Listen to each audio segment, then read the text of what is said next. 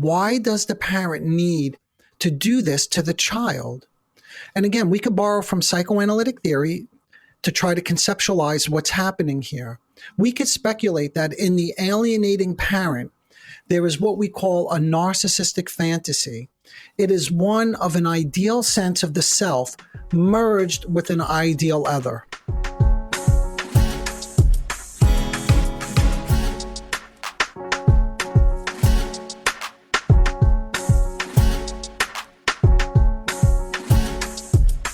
Hello, everyone. Welcome to the Narcissism Decoder. I'm your host, Dr. Anthony Mazzella. I had a very special treat for all of you today, which was based on an interview I did with a listener of the podcast who reached out with a very interesting question. She wanted to know about the relationship between parental alienation and narcissism. I thought this was quite fascinating, and since she's an active listener, I invited her to be on the show. However, halfway through our recording, she lost her connection, and therefore we lost the content of that interview, unfortunately. So we're going to get her back on, hopefully by the next episode.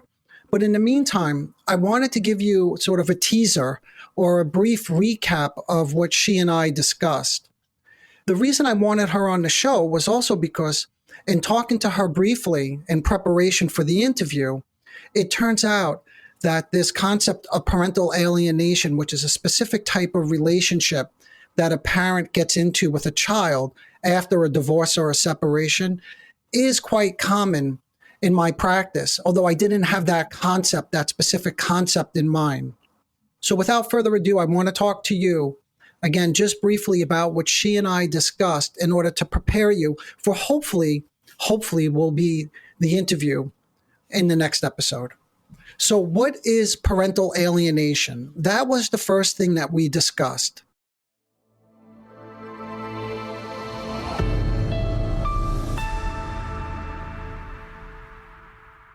If I understood it correctly, parental alienation is a complex and very painful dynamic where one partner manipulates a child to reject or distance themselves from the other parent, often to gain control or revenge in situations like divorce or separation.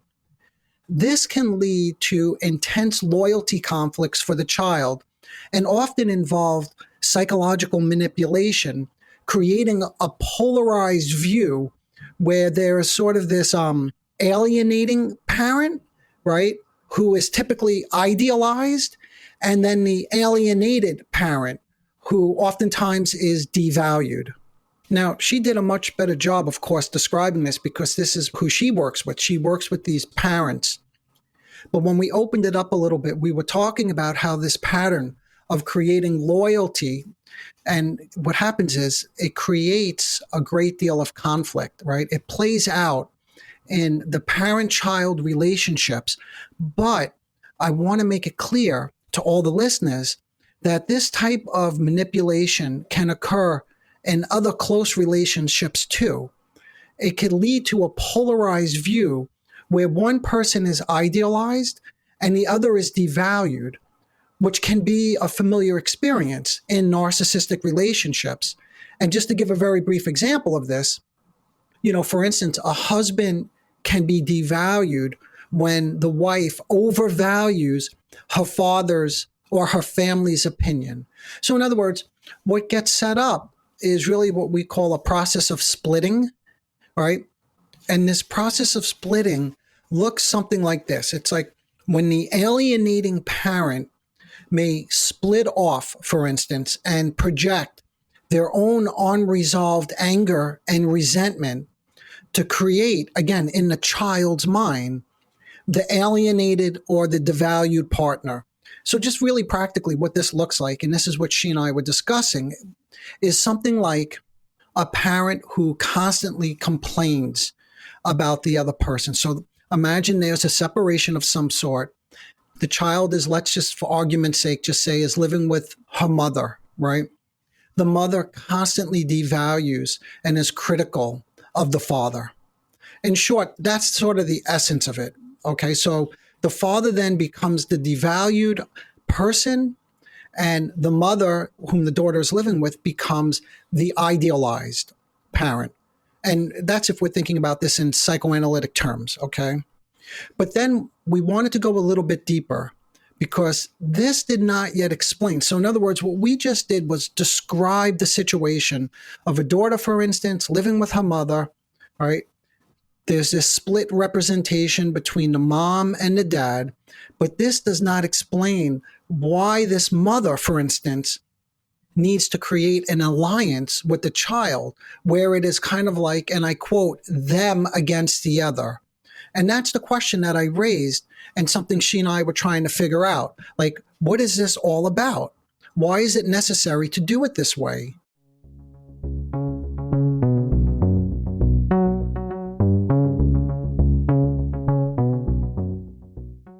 To answer this question about the need to create this kind of dynamic, or what we could call it, I think what we began to call it was like a codependent relationship where the child depends, right? The parent sets up a relationship where the child depends on them. So it's like a situation where the child relies excessively on the mother in this example for what? Emotional support, validation, or her own self-worth. Or they may become overly involved in each other's lives. Like the daughter, for instance, knowing everything about the mother's life, her financial situation, everything that's going on. So they become overly involved in each other's lives and they struggle to maintain healthy boundaries. And one person may enable or, and I quote this, rescue the other, while the other might rely on being rescued, if that makes sense. So we may want to question and think about the state of mind of someone who would need this type of relationship. In other words, just to stay with this example that I'm giving all of you, why in this example would the mother need this kind of relationship with her child? And there I began to imagine that perhaps one way to think about it is that this is someone who was recently divorced or separated. And one thing to consider is, how does this person, again, in this example, this mother, for instance, how does this person deal with loss? They lost their partner. Maybe they lost their home, I could imagine. And perhaps they're now forced to face a lonely existence where they have to face, for the first time perhaps in their life, a significant loss. Facing loss, as you can imagine, is less painful when one has an ally. You know, to borrow another concept from psychoanalytic theory, what we call a self-object, you know, another person there, or a merged experience. That's the codependency that I was trying to get at a moment ago, which comes what? In the form of positioning the child as an ally. The child often wanting to please the parent, because why? They need to avoid upsetting this alienating parent out of their own inability, of course, because they have a fear of loss. They don't know how to tolerate loss.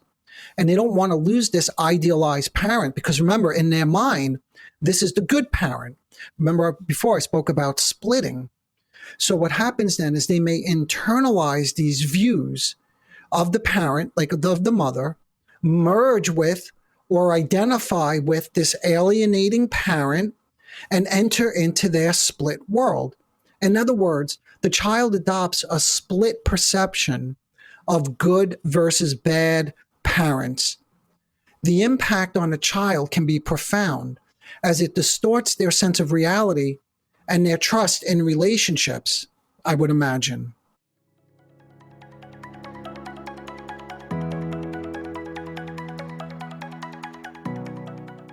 Okay. So in terms of me summarizing this discussion, I want to highlight one other critical concept that emerged.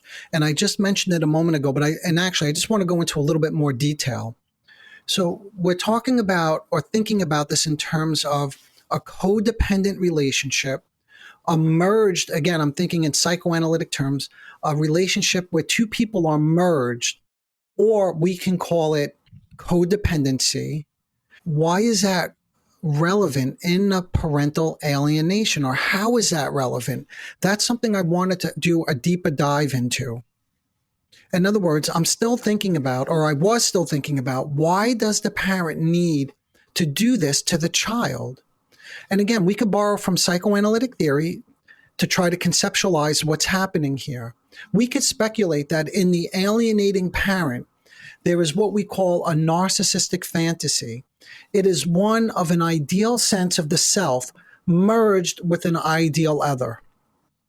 This merger of the ideal self and ideal other highlights the inability of those with pathological narcissism to tolerate separation, loss, grief, and mourning. They are looking for an intoxicating union with an idealized other, someone, a child in this case, who will always be there, who is always available, and who will never leave them. In the field of psychoanalysis, this is what's called a narcissistic object relationship. And in short, for those of you who have listened to prior episodes, know I've spoken about this before, but that's a relationship that's based on idealized representations, images of oneself and others, in this case, the mother, the example that I'm following here, and that the two of them are blissfully merged together. And why does this become so important? Again, just to review, it's to avoid separation. In essence, it's to avoid loss, never to have to face loss. And when one can't face loss, there is no mourning process. And when there's no mourning process, giving up something that was of value to you, oftentimes what happens is then this mother, just again in this example, instead of giving up something, holds on to, guess what? Her resentment, her anger about the separation. Okay? But now we know already, because I mentioned this concept a little bit earlier, but hopefully we'll get this woman back on the podcast and we could go into this in more detail, because I want to start wrapping this little summary up. I don't want to go into too much detail here today because I'm still hoping to bring you this interview. But basically, one way to deal with that anger, which is inevitable because there's no mourning process, is to do what? This is the splitting. It gets split off, in other words, and projected. So the father, again, in this example that I gave, becomes all bad. And the dyad, right, the mother, daughter, and again, in this example, you could fill in the blank with whatever feels most familiar or resonates with you, but they hold everything good. And the alienated parent holds everything that is bad.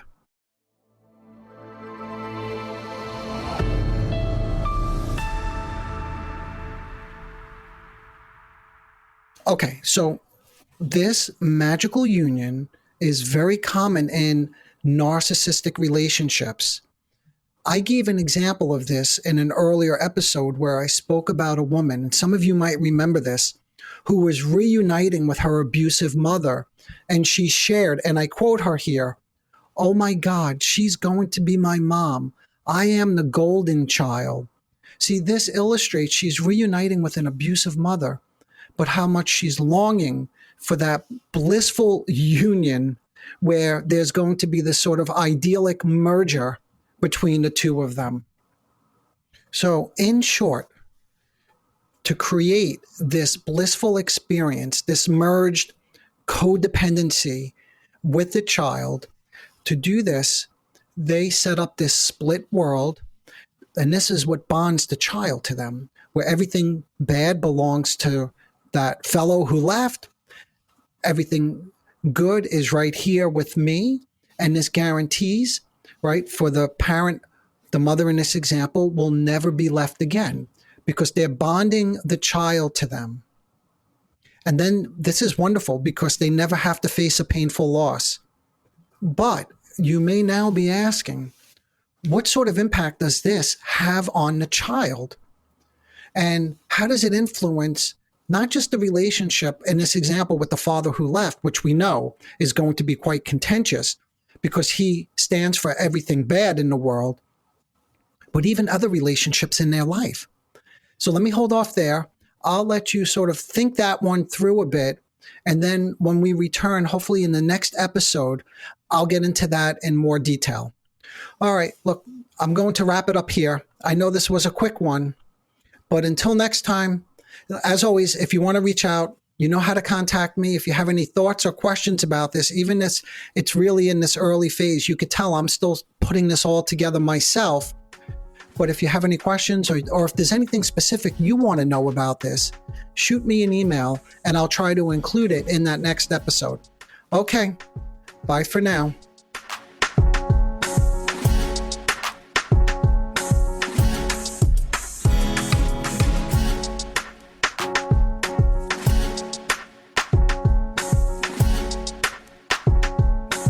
Disclaimer alert.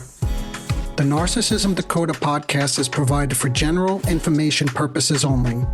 The content presented in this podcast is not intended to diagnose, treat, or cure any psychological condition related to narcissism. The content on this podcast should not be considered a substitute for professional medical advice, diagnosis, or treatment. For specific advice pertaining to narcissism or any other psychological condition, you could reach me directly. I am an experienced mental health practitioner who is always taking on new patients. If you would just like a consultation, I can do that too.